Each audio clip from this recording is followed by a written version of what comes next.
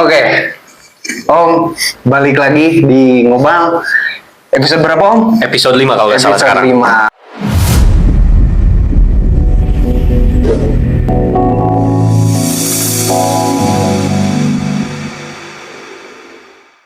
Oke, untuk kali ini kita coba untuk bikin atau ya tentunya versi kita skuad terbaik di kalender tahun selama 2024. Selama 2024 tuh. Selama 2024 skuad terbaik versi kita. Kita mulai dari pemilihan formasi dulu. Oke. Formasi nanti ke depannya pemain-pemainnya. Tentunya mungkin versi Om dan saya pasti berbeda. Tapi mungkin nanti kita akan coba ambil yang terbaik menurut versi Om dan versi saya. Oke. Itu dia. Kita coba untuk formasinya. Kalau sekarang sih melihat dari banyaknya tren ya, kebanyakan kan bermain 4-3-3 ya dulu. 4-3-3 masih sebenarnya kalau untuk sampai sekarang pun masih 4-3-3 jadi andalan beberapa tim besar. Tim besar lah. Tapi di tahun ini pun ini disclaimer juga ada beberapa tim kejutan, tim debutan, yang mungkin ada beberapa tim kejutan yang memakai formasi 3 back sejajar. Ada yang 3-4-3, 3-5-2 yang mengejutkan. Contoh misalkan Bayer Leverkusen, Atalanta ya. Ya beberapa tim yang saya rasa sih cukup mengejutkan ya, apalagi dengan Leverkusen yang musim kemarin unbeaten, juara juga. Juaranya unbeaten ya. sangat apa ya, mungkin balik lagi ke formasi yang itulah ya, maksudnya yang kembali lagi yang menggunakan 3 back sejajar tuh, termasuk bolongnya di tangan Thiago Motta pun kan. Bolongnya di. Nah, coba untuk kita formasinya apa kalau menurut Om kira-kira? Kalau menurut saya sih masih 4-3-3 sih. Masih 4-3-3. Masih memakai 4-3-3. Apa kita coba, soalnya kalau yang di pikiran saya itu ya potensialnya kalau pakai formasi 3-5-2 atau masih tetap lebih proper 4-3-3. Sebenarnya sangat apa ya? Sangat menarik tuh kalau kita pakai yang 3-5-2. 3-5-2. Kita setuju aja di 3-5-2? Boleh. Oke. Kita kunci ya. Kita kunci ya. Oke, kita kunci untuk formasi 3-5-2. 3-5-2. Oke, untuk kiper ada opsi siapa aja? Di tahun 2024 ya, Di tahun 2024. Kalau menurut saya sih 2024 ini sangat sedikit ya kiper yang sangat menonjol. Sangat sedikit. Saya juga setuju. 2024 banyak kiper-kiper yang entah itu cedera, banyak cedera juga, tidak perform. Misalkan lah, taruhlah kayak Courtois juga kan dia cedera. Ter Stegen juga cedera. Ya ada beberapa, mungkin tahun 2024 bukan tahunnya kiper lah ya. Tapi kalau untuk mengusulkan, saya lebih mengusulkan kiper De Gea di tahun 2024 itu. Meskipun dia baru mulai bermain di awal musim ya, berarti di pertengahan tahun ya. Ya, dari pertengahan tahun, kisaran dari bulan Juni Agustus. Kalau opsi dari saya sebenarnya sih ada beberapa nama, salah satunya sama De Gea, terus ada Lunin Real Madrid. Lunin juga. Saya juga sih sebenarnya kalau untuk 2024 ya balik lagi ke tadi, karena kiper banyak yang apa ya kiper utama yang cedera segala macamnya. Tapi yang top of mind saya sebenarnya cuma 2. Siapa dong? Lunin sama Emi Martinez. Emi Martinez bermain sangat baik ya. Bagus, bisa bawa Aston Villa ke Champions League juga. Sekarang di Champions League-nya juga masih bagus. Memang kalau di Premier League-nya juga oke. Jadi top of mind saya cuma Lunin sama Emi Martinez. Dengan catatan ya tadi ya 2024. Oke, De Gea kita katakan bagus ya. Tapi kan hitungannya dia dari setengah tahun lah ya. Setengah tahun lah ya. Ya kalau kita mau bilangnya 2024, saya rasa sih Emi Martinez masih jadi yang terdepan kalau menurut saya. Nah, itu gimana dong? Gimana ya? Berarti ini antara Emi Martinez atau De Gea ya? De Gea. Karena kan Lunin juga bermain ketika Courtois cedera. Iya, benar cedera. Courtois pun baru main ya sekarang. Iya, sekarang. Sekarang tapi full musim kemarin kan sama Lunin. Lunin penjaga gawang. Tapi kalau dilihat dari tahun 2024, sepanjang 2024, Emi Martinez emang lebih stabil kayaknya. Masih jadi yang terdepan. Dia juga kan kalau nggak salah tuh ya pemenang Yasin Award Yasin, kan, ya kalau nggak salah. Jadi kalau menurut saya sih masih tetap Martinez. Emi Martinez kita kunci berarti Emi Martinez. Untuk penjaga gawang kita kunci Emi Martinez. Untuk 3 bek sejajar ada beberapa opsi Om. Sebenarnya kan sedikit tim yang menggunakan formasi 3 bek sejajar ini ya. Menurut saya kalau untuk mengambil beberapa pemain yang menggunakan 3 bek sejajar, saya mungkin mengusulkan ada Bastoni. Oke. Ada Bastoni dari Inter. Terus siapa lagi ya? Mungkin backnya Leverkusen dulu. Siapa dulu? Jonathan Tah. Sama satu lagi mungkin ini dulu. Ya tentunya back Arsenal lah, William Saliba. Oh tidak, tidak. Oke, gini. Kan saya menggarisbawahi tadi tim dengan yang menggunakan 3 back. Iya. Tapi kan kita juga tidak bisa melepaskan back yang menggunakan formasi 4 back sejajar. Tidak bisa kita hiraukan juga. Oke, gini, coba kita lepaskan sentimen antara Liverpool dan Arsenal. Oke. Kita coba fair, kalau mau lebih dalam, saya sangat setuju ketika Om tadi mengatakan pertama back Bastoni. Yeah. Benar-benar saya sangat setuju. Berarti Bastoni udah fix nih masuk squad ya? Ya. Saya rasa Bastoni cocok di LCB-nya ya. Sama lah ya kayak di Inter juga dia pegang di posisi LCB-nya. Bastoni untuk back-nya yang di tengah itu saya rasa sih harus yang kuat juga. Ada beberapa nama. Kalau mungkin ini dari saya tuh ya. Salah satunya Van Dijk. Ya. Justru menurut saya di tahun 2024 Van Dijk tidak muncul. Menurut saya tuh ya. Musim kemarin pun dia tidak muncul. Kalau menurut saya dia muncul lagi ya musim ini. Musim ini dia baru kerasa lagi tuh Liverpool kuat di pertahanannya. Di pertahanannya baru kerasa lagi. Tapi kalau mau ngomongin yang fisiknya kuat segala macamnya, pilihannya ada beberapa. Contoh misalkan ada Anthony Rudiger. Oh ya, Rudiger juga. Terus misalkan ada di Barcelona juga Inigo Martinez, dia juga cukup perform musim kemarin. Oh ya. Sama ini dulu yang wonderkidnya, Kubarsi. Ya, Kubarsi juga cukup baik ya meskipun dengan usia yang standar anak muda lah ya.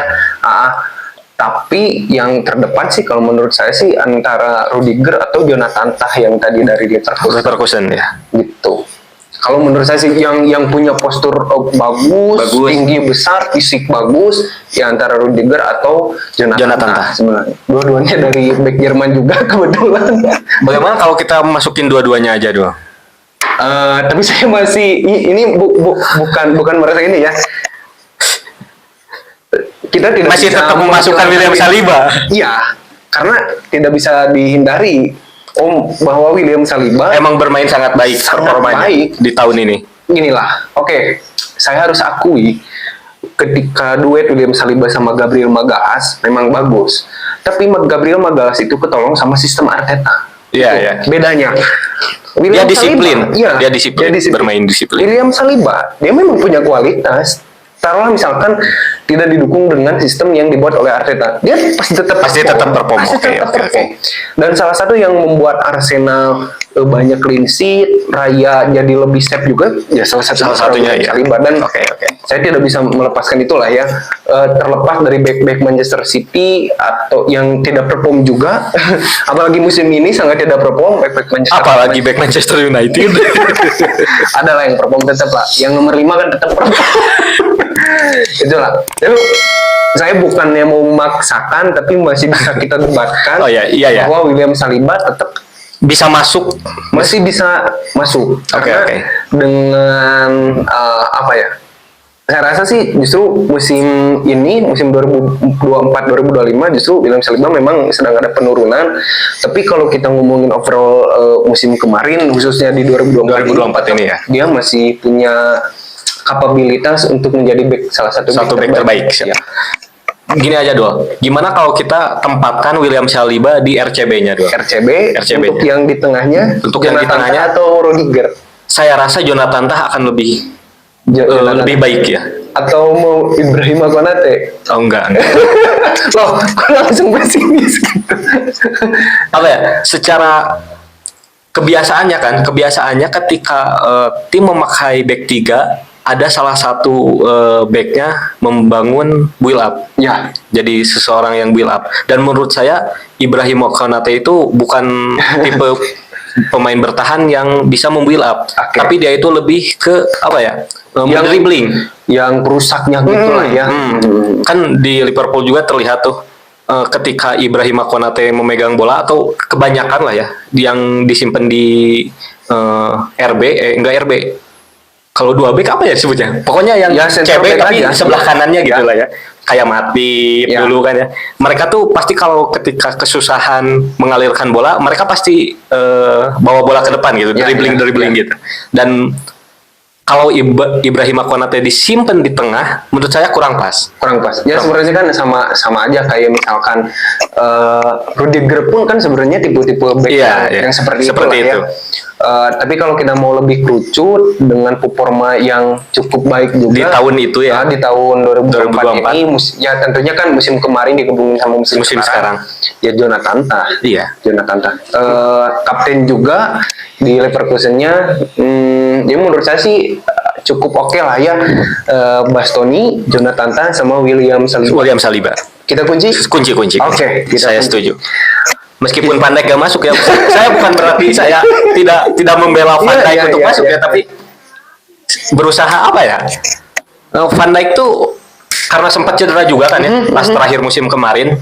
Berarti kan hitungannya ini tuh dari tahun ya, bukan musim ini ya, dari tahun kalender 2024. Menurut saya Virgil van Dijk sedikit melempem pas awal tahunnya.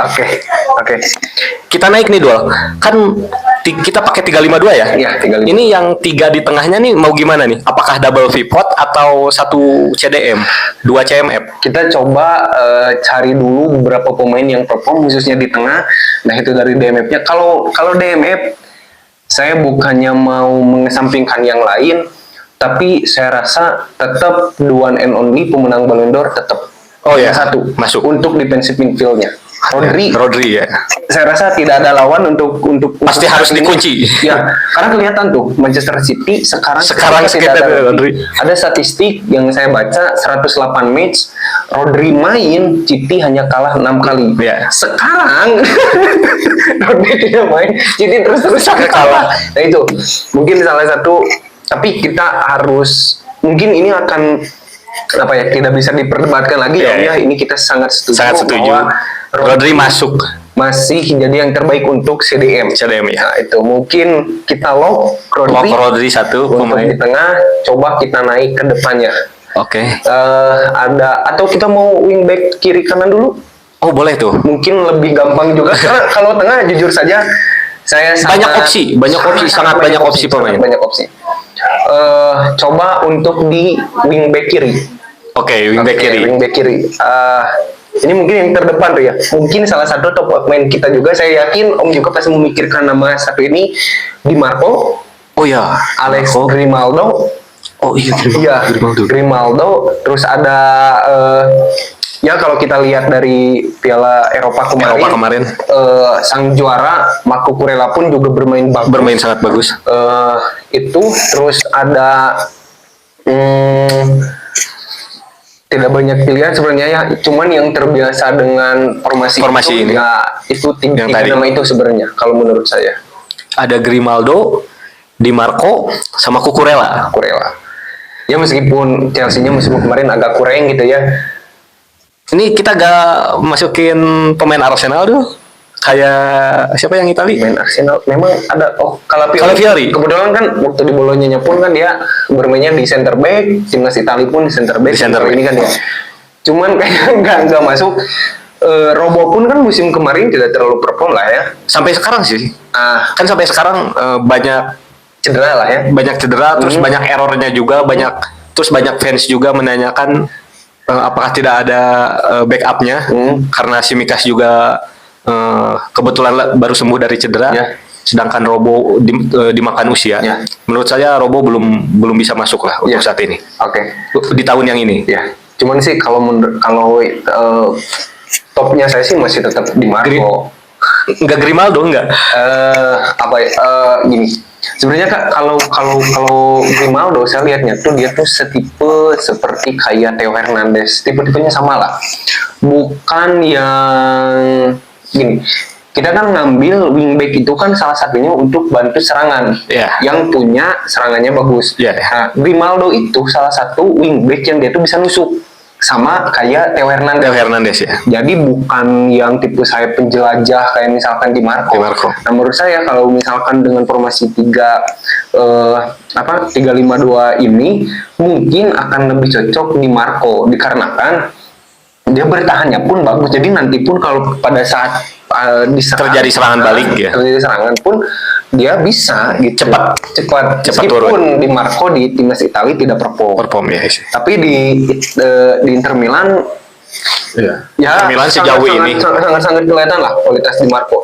Yang saya lihat 2 musim terakhir Di Marco untuk wingback kiri atau back kiri masih yang terdepan kalau menurut saya. Tapi Grimaldo dia termasuk pencetak gol terbanyak juga di Leverkusen.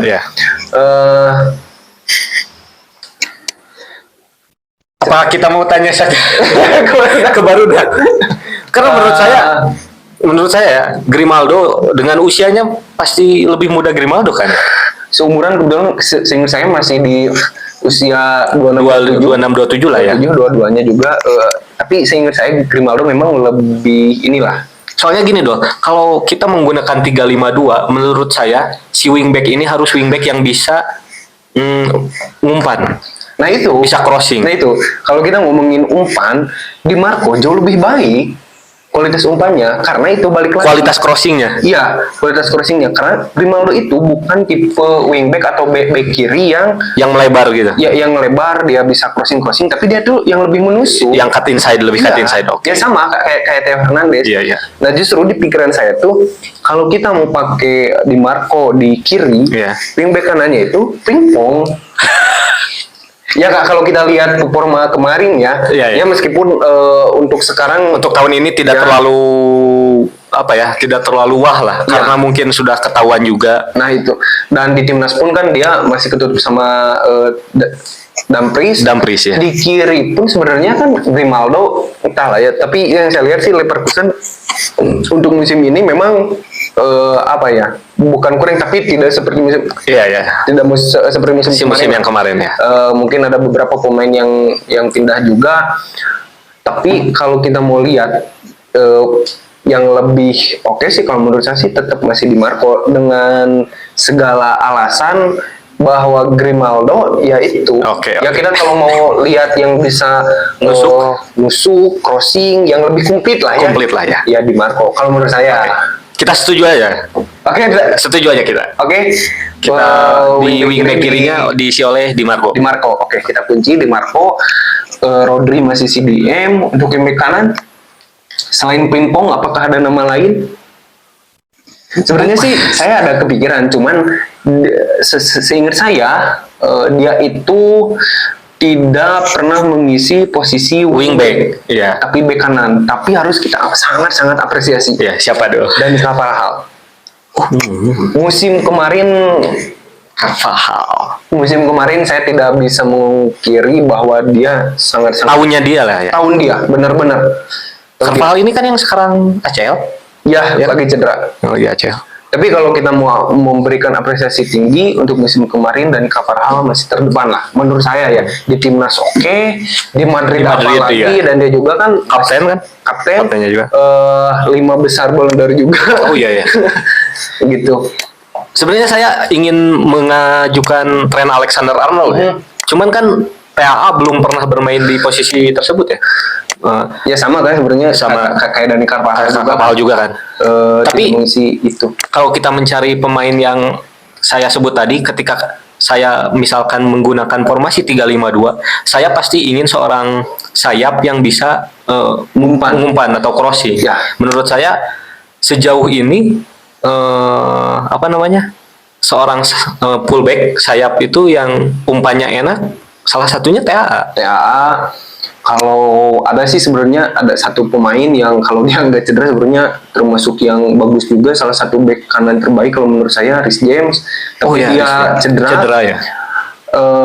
Sebenarnya kan kalau ngomongin crossing dan Carvalhal juga kan termasuk yang bagus. Memang bobot umpan tidak setajam atau seakurat TAA ya. Tapi kalau ngomongin determinasi, menyerang bagus, bertahan bagus ya. Ya mungkin Carvalhal lebih komplit lah ya. Ya. Arnold memang mungkin dia kalau disimpan di wingback kanan dia justru kayaknya lebih bagus tuh karena menyerangnya sangat bagus ya. Justru kan salah satu kelemahan TAA itu kan di bertahan ya. TAA tuh bertahannya lebih bagus setelah Liverpool dibawahi oleh Arne Slot tuh. Sekarang TAA bertahannya lebih bagus lah, lebih oke lah, lebih oke dibanding sebelum-sebelumnya. Ya. Tapi kalau untuk yang saat ini, tahun ini kayaknya saya lebih ngejuin Frimpong sih tetap. Frimpong tetap terdepan. Saya sebenarnya ada satu nama, cuma saya malu tuh. Siapa? Nyebutin Ben White. Anjingnya sama. Itu apa mau kita fix aja Ben White. Ini sih kayaknya no debat ini. No debat. Aduh, Ben White. Saya justru lebih ke Frimpong atau Dumfries sih sebenarnya. Dumfries. Cuman kan Dumfries tuh di Internya pun kan dia selingan sama Darmian. Iya. Jadi nggak reguler main lah Dumfries tuh. Kayaknya lebih ke usia deh ya Dumfries. Enggak, ya kalau ngomongin usia kan lebih tua Darmian lah. Orang Darmian udah 34 apa 33 ya? Iya, karena Darmiannya udah usia nih, jadi Dumfriesnya jadi pelapis.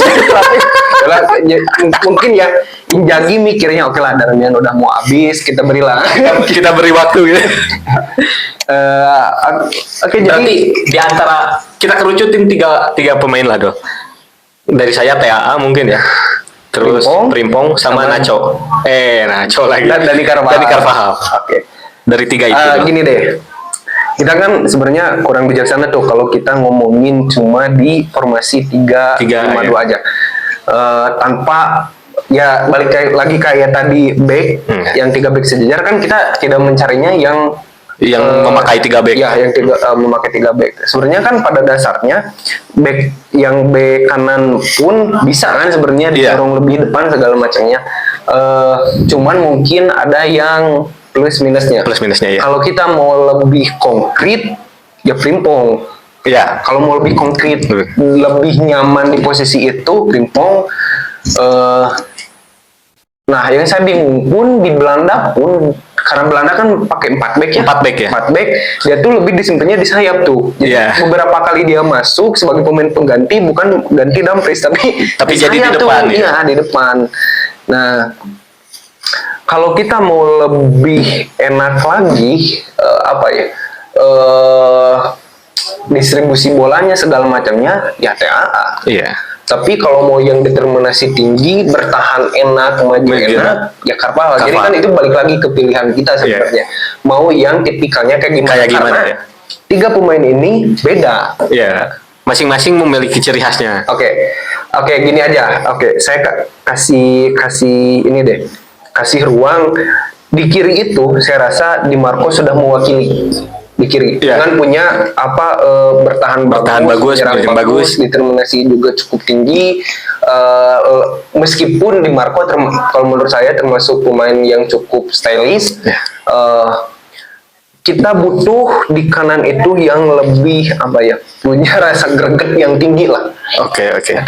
Saya mau kerucutin lagi dengan segala hormat di Frimpong sama Carvajal. Gimana Om? Kalau ngambil di situ saya lebih ke Carvajal sih kayaknya.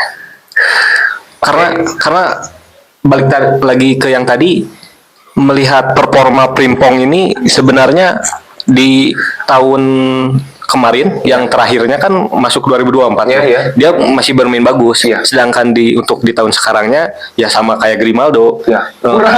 Secara permainan di Liga Jerman ya. Di Liga Jerman tuh udah tahu cara mainnya kayak gimana, Leverkusen, terus cara Frimpong gimana mainnya. Orang-orang sudah tahu lah. Saya rasa Carvajal lebih lebih stabil lah. lebih stabil. Kalaupun ya mungkin ini juga jadi masa-masa terakhir Carvalhal dengan usia yang sudah cukup berumur juga dia. Ini bukan cuma mengapresiasi Carvalhal juga, tapi saya rasa sih memang Dani Carvalhal memang sangat bisa lah di posisi itu. Di posisi tersebut. Ya tanpa mengesampingkan TA atau Rimpong. TA pun kan sebenarnya di timnas tidak perform juga karena disimpannya di tengah awal-awalnya, di kanan pun dia tidak dipainkan. Jadi kalau menurut saya sih kalau mau yang lebih ya konkret ya Carvalhal. Setuju ya? Kita setuju di Carvalhal ya. Kita maju di tengah, dua di tengah yang sumpah saya sangat bingung karena banyak pemain yang untuk ukuran di tengah sangat banyak yang perform. Nama-nama kayak misalkan Jamal Musiala, Florian Wirtz, terus misalkan Jude Bellingham. Jude Bellingham harus kita akui musim kemarinnya cukup bagus, tapi menurut saya terlalu overrated. Dengan segala hormat Jude Bellingham. Ada juga Calhanoglu, Barella. Bagus juga. Barella. Terus di ini juga doang. Nyong Ambon sekarang lagi bagus-bagusnya. Nyong Ambon. Oh iya, Tijani Renders. Ya, cukup bagus juga. Dan untuk untuk menyerang, untuk mendistribusikan bola ke depannya, saya rasa kita butuh pemain seperti KDB. Sedangkan KDB di tahun ini tidak perform. Saya rasa kalau kita ngomongin yang bisa nyalurin bola atau yang jadi metronom, jadi sosok yang bisa ngebagi bola, dia bisa ngatur ke serangan lewat kiri, lewat kanan, ada satu nama yang mungkin dia sampai sekarang pun masih tetap perform, ya Calhanoglu. Calhanoglu. Sebenarnya saya sih masih tetap perform. Ingin mengatakan Toni Kroos ya, tapi kan Toni Kroos udah pensiun. Tapi kan berarti kan kemarin kan sangat bagus. Dan saya lupa bahwa memang ada Toni Kroos sebenarnya. Oke. Coba kita kerucutin beberapa nama. Kalau dari saya 3 pemain untuk menjadi metronom lah ya, bisa dibilang untuk menjadi metronom. Salah satunya mungkin Calhanoglu, terus Toni Kroos, sama satu lagi saya bukan karena saya fans Liverpool tapi menurut saya dia bermain stabil dari tahun ke tahun. McAllister. Saya sangat setuju sebenarnya untuk McAllister. McAllister itu kan hampir setipe mirip-mirip kayak Calhanoglu lah ya, hampir mirip lah ya. Lebih deep lagi kan dia. Kalau kita mau ngomonginnya mengapresiasi pemain, berarti kan Toni Kroos terdepan. Tapi kalau kita mau ngomongin secara performa overall selama 2024, berarti kan yang lebih mengkerucut itu Calhanoglu sama McAllister. Dan saya sangat setuju lah, McAllister di timnas pun jadi pilihan utama bersama Enzo sama De Paul. Nah, yang jadi bingung itu kan dua-duanya tipenya sama. Jadi sebenarnya mau McAllister ataupun Calhanoglu ya sama saja sebenarnya karena tipenya sama. Tapi kalau mau kita ngomongin mungkin bedanya di sini nih. Kalau kita mau yang lebih fresh, McAllister lebih fresh. Tapi kalau mau yang jam terbangnya ada, udah tinggi ya, punya pengalaman juga, Calhanoglu. Itu kan pilihannya di situ. Tapi kalau saya sih McAllister terdepan. Kalau menurut saya, berarti kita kita fresh, dia punya apa ya? Saya rasa sih McAllister salah satu pemain yang punya jiwa leadership juga. Bisa. Ya itu tadi, karena kita butuh sosok pemain yang bisa membagi bola segala macamnya. McAllister menurut saya sih bisa terdepan. Gimana? Kita pick aja satu nih di tengah. Kita kunci McAllister. Rodri, McAllister. Satu lagi. Untuk di depannya mereka mungkin gini ya. Itu double pivot plus satu AMF yang lebih mobile lah ya. Mau lebih mobile di depan segala macamnya. Kita kerucutin ada Florian Wirtz, Jamal Musiala. Satu lagi sih menurut saya ya. Mau Dominic Szoboszlai? Enggak sih. Dominic Szoboszlai atau Martin Odegaard. Nah, saya lebih prepare ke Martin Odegaard sebenarnya. Sebenarnya masih ada satu pemain. Siapa dong kira-kira? Musim kemarin pun di Liga Inggris dia jadi pemain terbaik Liga. Phil Foden. Di timnas pun menurut saya bukan Jude Bellingham yang mengangkat Inggris. Tapi salah satunya ya Phil Foden. Cole Cole Palmer juga bisa bermain di situ, Dul. Cole Palmer. Ya. Oke. Kita langsung kerucutin biar tidak makin pusing tuh ya saya. Oke. Ada 4 nih berarti. Ada 4. Oke. Jamal Musiala, Florian Wirtz, Cole Palmer, sama satu lagi. Phil Foden.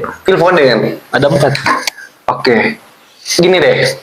Kalau kita butuh sosok yang bisa game changers, merubah keadaan. Cole Palmer terdepan menurut saya. Tapi kalau mau dari awal main, mau langsung ngeblend sama tim, ya pilihannya cuma 2. Florian Wirtz sama Musiala. Oh enggak. Siapa? Florian Wirtz atau Phil Foden.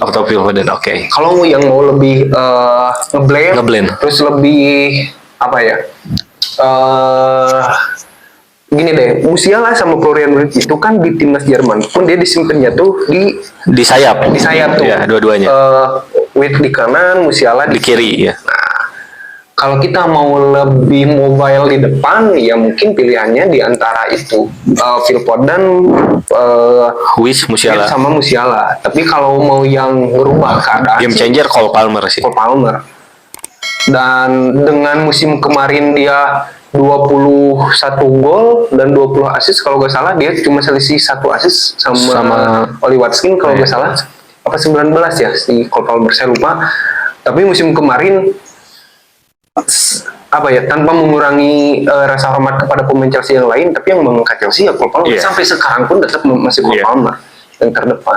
Gimana Om? Atau kita kerucutin lagi jadi 2? Tapi menurut saya kalau dikerucutin 2 dulu ya, menurut saya lebih ke Cole Palmer sama Florian Wirtz. Oke, berarti kan itu tinggal kita maunya kayak gimana? Kita maunya mainnya tim ini kayak apa? Nah, Cole Palmer itu sebenarnya kan Cole Palmer itu kalau saya mengutip dari kebetulan kan kita termasuk domba-domba Coach Justin ya. Kalau saya mengutip dari omongan Coach Justin kan dia bilang bahwa Cole Palmer tuh kadang dalam satu game itu dia udah kelihatan. Iya. Tapi tiba-tiba ngegolin. Tiba-tiba ngegolin. Nah, itu yang maksudnya kan jadi game changer itu kan. Ya, game changer. Nah, di timnas Inggris pun kan dia ketika masuk dari bangku cadangan cukup merubah keadaan gitu. Ya. Oke. Tapi kita butuh pemain yang bisa lebih mobile, entah itu di tengahnya, di depan, kiri kanan segala macamnya. Saya rasa sih kita butuh pemain itu. Berarti dengan keadaan di tengahnya seperti ini. Atau karena kan di tengah cukup berat tuh ya, Rodri sama Mata ya. Menurut saya sih kita butuh pemain yang punya kecepatan. Punya kecepatan dan lebih mobile. Mungkin Florian Wirtz. Kita kunci. Oke lah, kita kunci saja. Kita kunci lah ya. Kita kunci Florian Wirtz. Mungkin nanti Cole Palmer bisa jadi cadangan. Masuk di menit 70-80 merubah keadaan. Siap. Itu dia. Oke, berarti untuk tinggal dua striker ya. 2 striker. Oke, sebelum striker, coba kita urutin lagi dari penjaga gawang. Oke. Emiliano Martinez. 3 back sejajar. Ada Bastoni, Jonathan Tah, sama William Saliba. Wingback kirinya ada Demarco. Wingback kanannya ada Frimpong. Yang Real Madrid dan Carvajal. Oke, di tengahnya ada Rodri, Maka sama Florian Wirtz. Oke. Di depan striker ya. Oke. Sebenarnya sangat susah dulu untuk striker saat ini. Sangat susah, tapi kita ada 2 pilihan. Tapi saya mau masuk. Ini pikiran saya tuh mau masukin salah satu pemainnya itu bukan seorang tipikal striker murni. Bukan real number 9. Bukan. Tapi satunya lagi wajib number 9. Oke. Setuju. Saya juga setuju sebenarnya. Kita cari yang number 9 dulu. Oke, yang number 9-nya dulu. Saya kasih tuh pilihannya. Siapa dulu menurut kamu? Erling Haaland, Lautaro Martinez, Harry Kane. Oke. Saya tidak bisa melepaskan seperti misalkan Oli Watkins, ya misalnya yang agak di bawahnya gitu lah ya, Oli Watkins, terus misalkan Isak juga, terus Darwin Nunes. Siapa itu? Ya itulah. Tapi kalau Nicolas Jackson. Tapi kalau kita mau Lewa masih bermain dulu. Memang musim kemarin cukup perform, meskipun sekarang agak melempem. Ya meskipun dia masih jadi top skor di Champions League lah ya dengan 7 gol. kalau saya mau mengerucutkan sebenarnya ada Erling Haaland, meskipun musim ini dia sangat tidak perform. Ya, oke. Erling Haaland sama Lautaro Martinez. Oke, satu lagi saya kasih Harry Kane. Kalau di antara tiga itu saya pasti ngepick Harry Kane sih. Oke. Ya, karena menurut Om kan Harry Kane terbaik lah. Terbaik lah ya. Sebenarnya saya agak setuju. Tapi ini tuh berpengaruh dengan salah satu pemain nanti, lagi. iya. Nah, saya mau mengajukan satu nama untuk yang siapa untuk yang bisa dibilang false nine lah ya. Nah, ya yang lebih mobile lah, ya. Lebih mobile, mungkin nanti bisa berbeda juga dengan Florian Wirtz. Ya. Ada satu nama yang dia tuh baru mendapatkan penghargaan. Oke, siapa dulu? Pemain terbaik Afrika tahun ini. Ademola Lookman. Oh iya. Saya tidak bisa melepaskan Ademola Lookman, salah satu pemain Atalanta kan ya? Underrated yang dia pun masuk di kalau nggak salah di 7 besar Ballon d'Or ya. Saya tidak bisa melepaskan Ademola Lookman sangat bermain baik ya? Di Atalanta. Benar-benar sangat ya. Tim saya juga kan dianjurkan apa? ya itu dia. Ademola Lookman tuh saya lihat sama halnya kayak Cole Palmer ngangkat Chelsea. Iya. Nah itulah Ademola Lookman dengan dibantu dengan. Berarti kita kayaknya lebih fix dulu untuk yang ininya ya. Nah pilihannya itu selain Lookman ada siapa lagi dong selain Muhammad Salah? Sangat bisa di posisi itu. Sebenarnya sangat bisa juga. Muhammad Salah, ada juga siapa ya? Bentar, siapa lagi yang bisa? Marcus Thuram pun bisa sebenarnya. Sebenarnya kalau menurut saya Lautaro Martinez itu lebih yang lebih ke yang mobile daripada the real number 9. Lautaro Martinez itu kan selama kita lihat dia bermain dia itu hampir jarang disimpan sendiri kecuali di timnas Argentina. Iya. Ya kan di Inter itu dia tuh udah duet sama Lukaku, sekarang dia sama Marcus Thuram, kadang-kadang sama Arnaud Topic, Alexis Sanchez ya. Beberapa kali sempat dicoba. Tapi kalau gini deh, kalau menurut saya opsi dari saya Ademola Lookman sama Harry Kane. Kalau dari saya. Oke. Tapi saya masih bingung tuh antara Harry Kane sama atau Erling Haaland. Saya tetap lah ya dengan meskipun Erling Haaland sekarang sedang melempem, tapi kita tidak bisa melupakan ketajamannya dia ya. Ketajaman Erling Haaland lah. Tapi kayaknya kalau untuk di tahun ini dulu kan kita ngomongin 2024 ya sepanjang 2024. Sebenarnya sih Vinicius juga bisa masuk di sana. Bisa. Makin bingung kan? Makin bingung. Tapi sebenarnya kalau misalkan di sepanjang 2024 ini saya lebih ke Harry Kane daripada Erling Haaland. Selain Harry Kane itu lebih stabil meskipun torehan golnya mungkin lebih banyak Haaland nggak sih kan? Kalau musim kemarin Harry Kane lebih banyak. Lebih banyak ya? Lebih banyak. Tuh, apalagi seperti itu ya. Kalau nggak salah tuh ya Harry Kane musim kemarin tuh 30 lebih golinya. Saya sih lebih nge-pick Harry Kane untuk the real number 9-nya. Tapi kalau untuk yang di belakangnya Lookman tuh emang bermain baik tapi dengan tekanan yang lebih minim lah bisa dibilang. Karena tidak berada di tim besar ya. Mungkin itu salah satunya. Tapi kalau kita ngomongin tekanan sebenarnya kan sama halnya kayak Florian Wirtz sama Jonathan Tah ya. Dia kan kalau kita ngomongin fanbase Leverkusen ya, itu kan sebenarnya kan tidak segede misalkan Munchen atau Dortmund.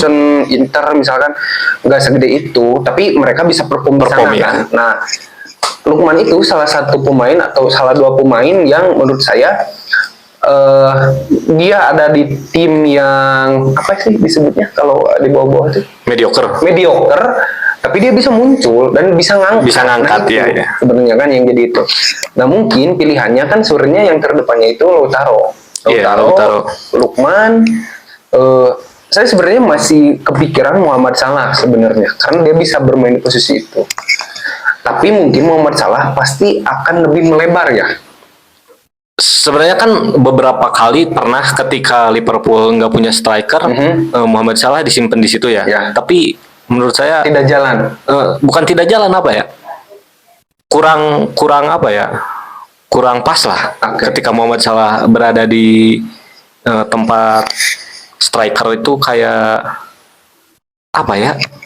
Jadi pemantul kurang. Jadi ruangnya lebih sempit mungkin. Iya, salah satunya kan itu. Muhammad Salah tipikal pemain yang dia punya butuh banyak ruang untuk dia cut inside, Iya. dia shoot ataupun umpan ya. Ya umpan dengan dribble segala macamnya mungkin lah ya kalau ditempatkan lebih dalam lagi dia kesusahan karena ruangnya lebih menyempit lah ya. Lebih menyempit seperti itu. Sebenarnya pun sama halnya kayak Lukman pun kan sebenarnya dia dari sayap kiri. Sayap kiri ya. Di Atalantanya pun kan dia baru pas di Atalanta dia lebih ke tengah ya. Jadi second strikernya. Tapi kalau kita mau lebih kerucut, Lukman Martinez? Lukman sih. Lukman sih. Tetap lah ya. Tetap Lukman sih. Kalau kita mau ngomongin lebih mobile, lebih muda juga kan? Lebih muda juga. Insting gol juga cukup bagus, didampingi dengan Harry Kane. Saya rasa skillnya juga di antara Lukman dan Lautaro Martinez lebih smooth, lebih rapih lah gitu. Lebih rapih. Ya bisa lah sebenarnya kan kalau kita mau ngomongin taktik bisa tuh Lukman yang ngacak-ngacak, jadi cari perhatian di antara back lawan. Harry Kane yang dapat ya. Nah, sama halnya misalkan kayak Harry Kane waktu di Tottenham dia yang mundur ke belakang, Son yang masuk ya. Itu bisa. Jadi kita kunci Lukman sama Harry Kane. Setuju sih. Oke. Berarti untuk skuad terbaik 2024 versi Borudak Bola, dengan kiper Emiliano Martinez. Kita back sejajar ada Bastoni, ada Jonathan Tah sama William Saliba. Wingback kirinya ada Di Marco. Wingback kanannya ada Dani Carvajal. Di tengahnya ada Rodri, McAllister, sama satu lagi Florian Wirtz. Dan di depannya ada Lukman sama Harry Kane. Oke, kita kunci. Tentunya ini kalau misalkan Barudak juga ada versi kalian, ya, bisa di-share di komen. Oke, saya butuh pelatih. Oke, sebelum ke pelatih, saya butuh satu pemain super sub yang kira-kira tadi bisa jadi game changer. Entah itu pemain depan, pemain tengah, atau pemain belakang. Kalau menurut saya sih dulu ya, kan kita dari tadi ada beberapa pemain yang sebenarnya bisa masuk ke tim utama, tapi kita lebih memilih yang lain. Saya kalau mau dikerucutkan, saya lebih ke dua orang ini dulu. Ada Cole Palmer sama Mohamed Salah. Kalau saya balik lagi tadi, tujuan kita super sub ini kan untuk game changer. Saya sih lebih proper di Cole Palmer. Ya, terlepas dari itu tadi Mohamed Salah, saya juga setuju menurut Om tadi dengan Mohamed Salah yang ketika ditempatkan, kalaupun dia masuk, dia mau ditempatkan di mana? Ya. Tapi kalau kita mau yang bisa ngerubah keadaan, ya super subnya Cole Palmer. Lo? Setuju sih. Setuju. Kalau Cole Palmer untuk pelatih. Nah, kalau ini nih pelatih, saya mungkin ada beberapa nama. Siapa dong? Salah satunya Simone Inzaghi, Inter, Xabi Alonso. Ya, oke. Xabi Alonso. Menurut Om, sebenarnya kalau untuk 3 back, salah satunya saya ingin masukin Arne Slot sih. Kiper pelatih ya.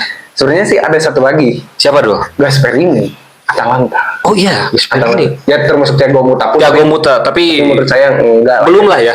Oke, gini aja. Kita kerucut 3 lah dong. 3 dan pelatih ini tuh bisa megang dengan formasi tersebut. 5-2. Ya. Berarti kan ada Gasperini, Simone Inzaghi, Xabi Alonso. Xabi Alonso ya. Bener. Oke. Dari 3 itu.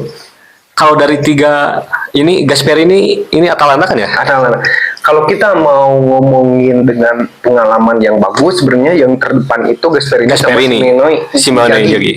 Inzaghi pun sebelum di Inter pun dia pegang Lazio pakai formasinya itu 3-5-2. Dan kalau kita mau ngomongin ya tadi balik lagi ke pengalaman terbang ya terdepan ya Gasperini sama Simone Inzaghi ya. Tapi kalau menurut saya kalau saya mau lebih kerucutkan lagi ya di Inzaghi kalau versi saya.